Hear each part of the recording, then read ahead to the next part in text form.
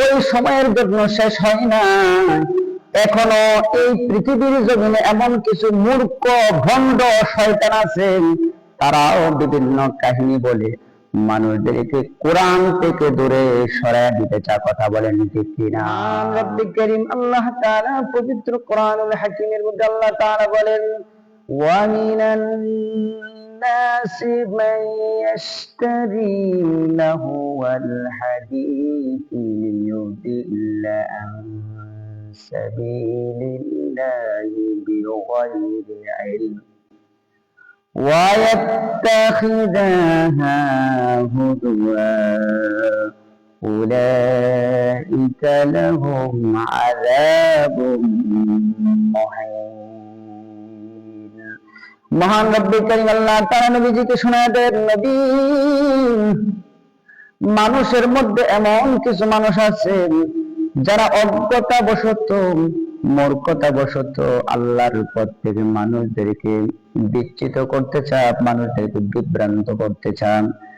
মানুষকে বিভ্রান্ত করার জন্য এমন কিছু কথাবার্তা, এমন কিছু অসার কাহিনী ক্রয় করে আনে, সংগ্রহণ করেন এবং আল্লাহর পথকে উপহাস করে।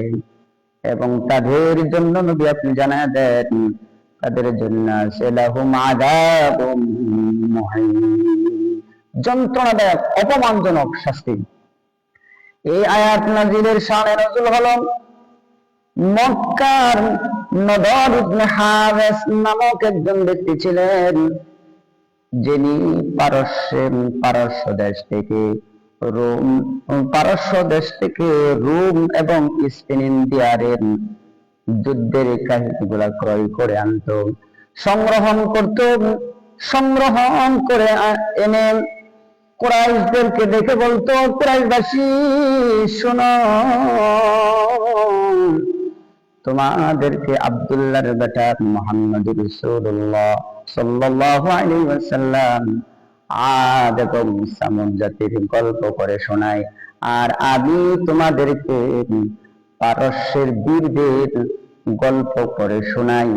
তার মানে হলেন পারস্যের মুহাম্মদুর রাসূলুল্লাহ সাল্লাল্লাহু আলাইহি ওয়াসাল্লামকে আদ এবং সামুদ জাতির গল্প বলে যেটাকে বলেছেন, তিনি নদর ইবনে হারিস বুঝাইতে চান যে কোরআনুল কারীমে আল্লাহ তাআলা যা নাযিল করেছেন এটা আদ এবং সামুদ জাতির গল্প বলে কুরাইশদেরকে কোরআন থেকে বিভ্রান্তি জড়াতে চান, কোরআন থেকে দূরে সরায় দিতে চান। তার মানে হলো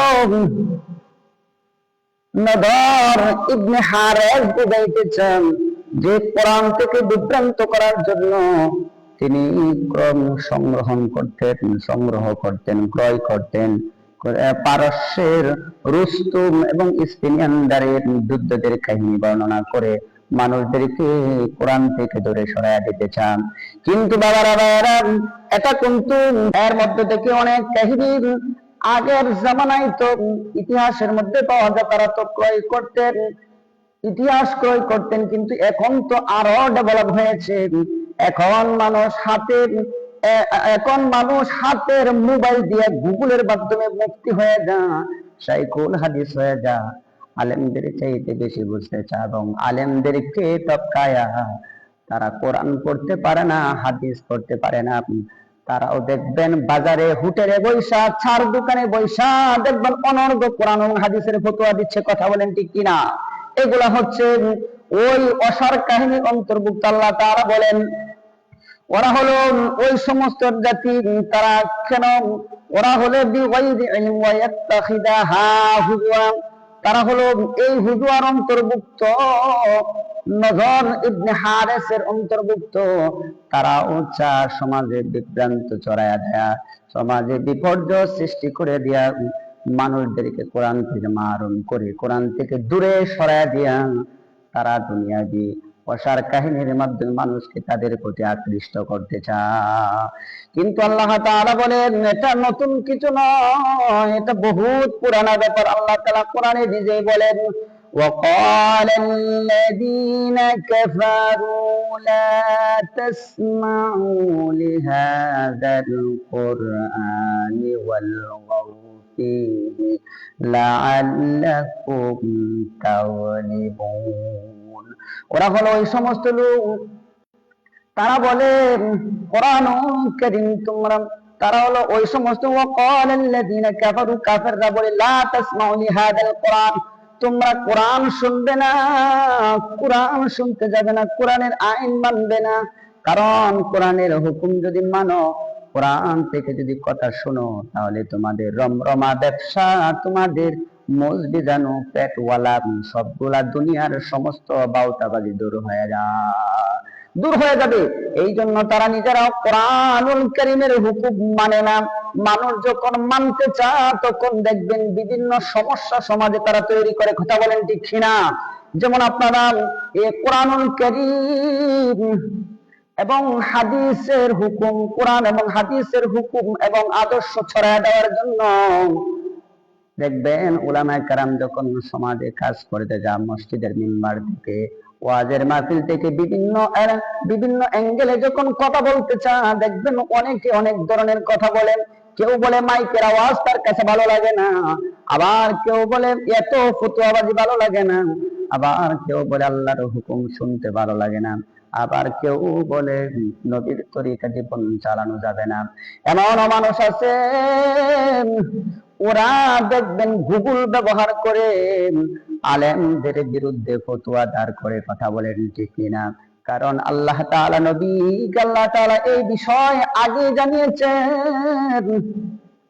এবার আমি আপনাদের কাছে একটি প্রশ্ন হলো, গুগল বলেন, এআই বলেন, চ্যাটজিপিটি বলেন, অথবা জেমিনি বলেন, যা কিছু বলেন, ওইগুলা আলেমদেরকে শিক্ষা দিতে পারে না, বরং গুগল, জেমিনি এবং যত ধরনের যা কিছু অবলম্বন করেন সব কিছুই তো আলেমদেরকে শিক্ষা দেয় না, বরং আলেমরাই গুগলকে শিক্ষা দেয়, বরং আলেমরাই চ্যাটজিপিটিকে শিক্ষা দেয়, আলেমরাই জেমিনিকে শিক্ষা দেন, বরং আলেমদের কাছ থেকে তারা শিক্ষা গ্রহণ করে, বরং তারা শিক্ষা নেয় না। কিন্তু সমাজে অনেক মানুষ আছে, তারা দেখবেন কিছু বলতে না বলতে মোবাইলে চাপ দিয়ে আলেমদের বিরোধী করে, এমন মানুষ আছে না নাই? কিন্তু তারা জানে না যে আলেমরা কখনো গুগলের কাছ থেকে শিখে না, বরং 25 বছর, 27 বছর, 30 বছর জিন্দেগি পর্যন্ত কোরআন হাদিস পড়ে। আর তুমি বেটা কোরআনুল কারীমের একটা লাইন পড়তে পারো না, একটা আয়াত পড়তে পারো না, একটা হাদিস বুঝো না, তুমি আলেমদের ভুল ধরো এবং তুমি আলেমদের বিরোধিচন্ন করো এই একটি মাত্র মোবাইল অ্যাপস দিয়ে। বরং এই মোবাইল অ্যাপস এর মধ্যে অনেক হাদিস, অনেক ফতোয়া উল্টাপাল্টা আছে। সেই জন্য তোমরা কি বুঝবা, এটা শুধু খালি তারা এর মাধ্যমে কি করে সমাজে বিভ্রান্তি ছড়ায় এবং সমাজটাকে কলঙ্কিত করে, নষ্ট করে। এই জন্য বাবারা, ভাইয়েরা, আল্লাহ রাব্বুল আলামিন কোরআনুল কারীমের মধ্যে বলেন, যারা অযোগ্য মানুষের ব্যাপারে আল্লাহ তাআলা বলেন, ওয়ালা তাকফু মা লাইসা লাকা বিহি ইলম ইন্নাস সামআ ওয়া আবসারা ওয়া আফঈদা কুল্লু উলাইকা কানা আনহু মাসউলা। মহান রব্বুল কারীম আল্লাহ তাআলা নবীজি মুহাম্মদ সাল্লাল্লাহু আলাইহি ওয়াসাল্লামকে জানায় দেন, নবী আপনি জানায় দেন, যে বিষয়ে তোমাদের কোনো জ্ঞান নাই সে বিষয়ে তোমরা কথা বলবে না।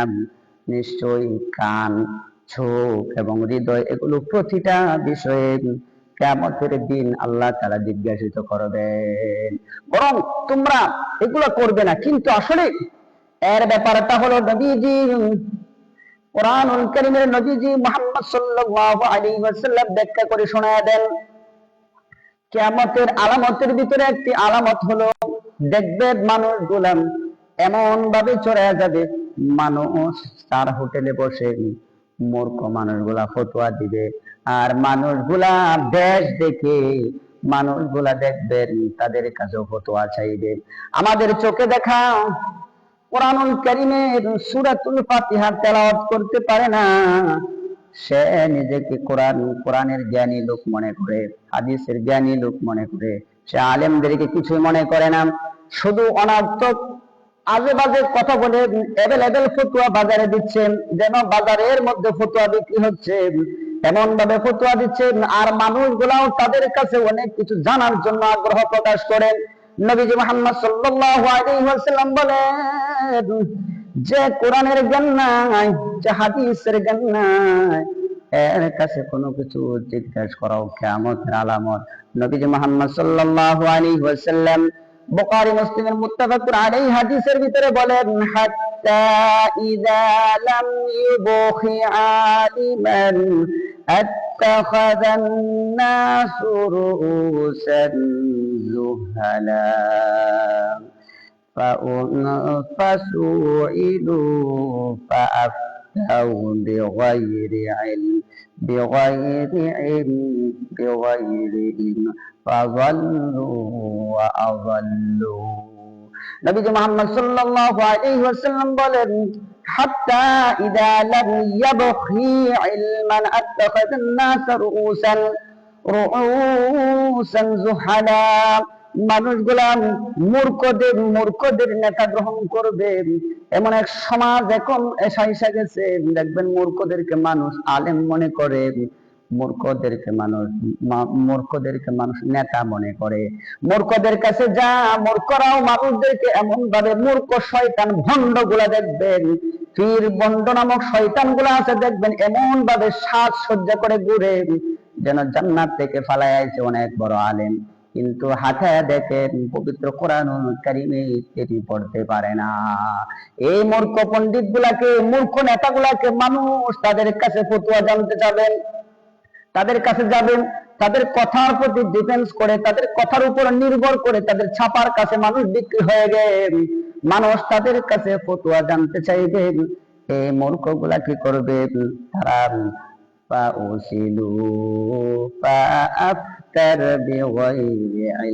তারাও কোনো ফতোয়া যখন মানুষ চাইবে, কোনো চিন্তা ভাবনা না করে দেখবেন হঠাৎ করে তারা দেখবেন ফতোয়া ছেড়ে দেবে। তারাও দেখবেন মানুষদেরকে ফতোয়া দিয়ে দিবে। আর এই ফতোয়া গুলা মানুষ নিয়ে সমাজে আলেমদেরকে কলঙ্কিত করবে। আলেমদের কাছে এসে বলবে, না না, আপনার ফতোয়া সঠিক নয়, আমার পীর এই ফতোয়া দিয়েছেন।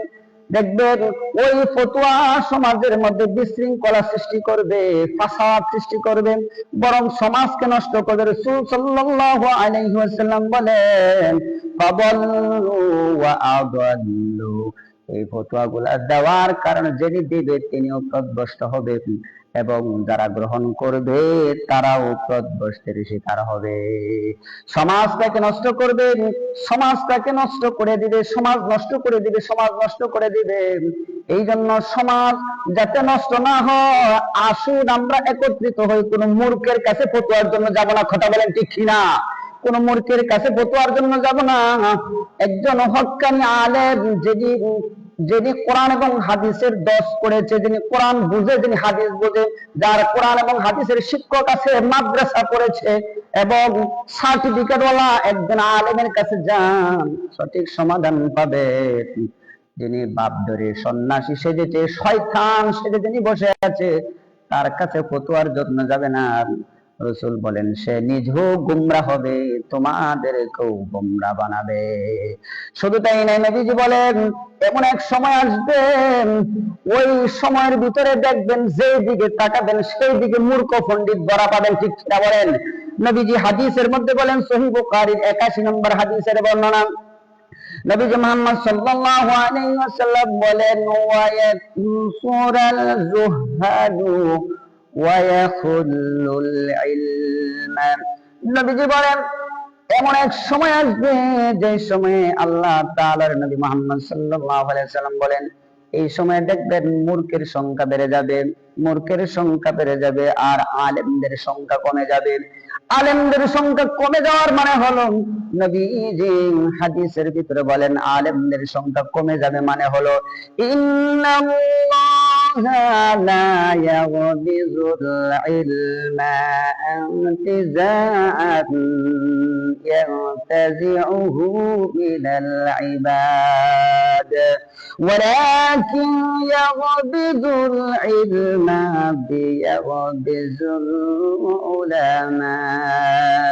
নবীজি হাদিসের ভিতরে বলেন, মূর্খের সংখ্যা বেড়ে যাবে আর আলেমদের সংখ্যা, জ্ঞানীদের সংখ্যা কমে যাবে। তার মানে হলো আল্লাহ তাআলা তার নেককার সলিহিন বান্দাদেরকে আস্তে আস্তে করে জমিন থেকে ছিনায় নেবেন, জমিন থেকে উঠায় নেবেন।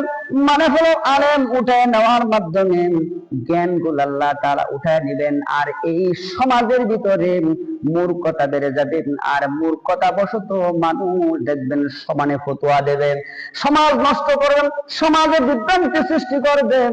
তার মানে হলো আমি বুঝাইতে চাই যে সমাজ নষ্ট করার জন্য একজন দেশওয়ালা মানুষের কাছে ফতোয়া, যে আলেম না কিন্তু দেশে আছে, নিজে মূর্খ শয়তান দাবি করে, ফির দাবি করে, আলেম দাবি করে, ওই সমস্ত শয়তান জাহেলে মোরাক্কাব থেকে সতর্ক থাকা দরকার আছে না নাই? যদি তোমরা সতর্ক না হতে পারো তাহলে জেনে রাখো তোমার রব তোমাদেরকে পাকড়াও করবেন, ধরবেন এবং বিনিময়ে তোমাদেরকে জাহান্নাম দিয়ে দেবেন। এই জন্য আমাদের উচিত যেন আমরা কোনো আশার কাহিনী, গল্প, বানোয়াট বা বাপ দাদার ধর্ম, কিচ্ছা কাহিনী এগুলো আমরা শুনবো না, আন্তাজে ফতোয়া নেব না, বরং কোরআন থেকে ফতোয়া নেব, হাদিস থেকে ফতোয়া নেব, উলামায়ে কেরামদের কাছ থেকে ফতোয়া নেব, সাহাবীদের জীবন থেকে ফতোয়া নেব। কিন্তু আমরা কোনো ব্যক্তির মুখোচ্চিত বাণী দিয়া আমরা ফতোয়া সমাজে ছড়াইয়া দেব না, সমাজ নষ্ট করব না ইনশাআল্লাহ।